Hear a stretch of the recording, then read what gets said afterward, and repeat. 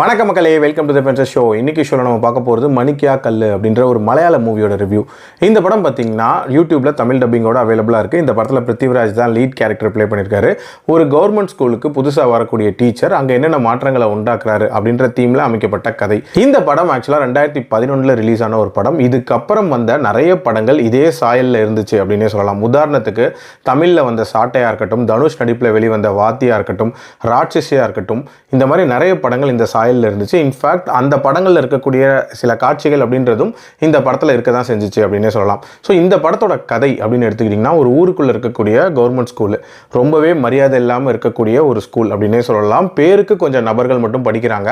And அந்த நபர்களும் போயிட்டாங்க அப்படின்னா வேறு பர்பஸ்க்கு அந்த ஸ்கூலை யூஸ் பண்ணிக்கலாம் அப்படின்னு வெயிட் பண்ணக்கூடிய ஒரு சூழ்நிலையில் இருக்குது. ஸோ இந்த ஸ்கூலுக்கு டீச்சராக நம்ம பிருத்திவிராஜ் வராரு.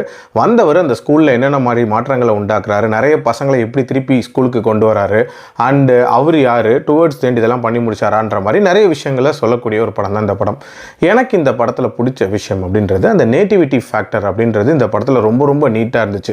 அந்த ஊரை காட்டின விதம் அப்படின்றதே ரொம்ப யதார்த்தமாக ஸ்டார்டிங்கில் காட்டியிருப்பாங்க. அதுக்குள்ளே இந்த ஸ்கூல் இருக்குது அப்படின்றது ரொம்ப நீட்டாகவே ஃபிட்டின் ஆயிருந்துச்சு. அதே மாதிரி இவர் வந்ததுக்கப்புறம் மட்டும் தடால் புடால்னு மாற்றங்கள்லாம் கொண்டு வராமல் படிப்படியாக சில ஸ்டெப்ஸ் இருக்கிற மாதிரி காட்டியிருப்பாங்க.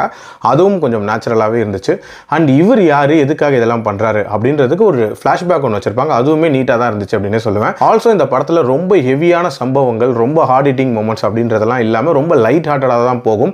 இன்ஃபேக்ட் சின்ன சின்ன பிரச்சனைகளை இவர் தீர்த்து வைக்கிறாரு அப்படின்ற மாதிரி காட்டியிருப்பாங்க. உதாரணத்துக்கு ஒரு பையன் சாராயம் வித்துட்டு இருப்பான், அவனை படிக்க கூப்பிடுறதா இருக்கட்டும், அதே மாதிரி ஒரு பொண்ணோட கல்யாணத்தை நிப்பாட்டுறதா இருக்கட்டும், இந்த மாதிரியான விஷயங்கள்லாம் கொஞ்சம் நீட்டாக தான் இருந்துச்சு. பட் இந்த படத்தோட ஒரு பிரச்சனை அப்படின்னு பார்த்தீங்கன்னா, மேஜர் கான்ஃப்ளிக்ட்ஸ் அப்படின்ற மாதிரி இந்த படத்தில் சொல்கிற அளவுக்கு எதுவுமே இருக்கவே இருக்காது. எல்லாமே ரொம்ப நார்மலாக போகிற மாதிரி இருக்கும். அது இன்னவே நமக்கு பெரிய சுவாரஸ்யத்தை கிரியேட் பண்ணல அப்படின்னே சொல்லலாம்.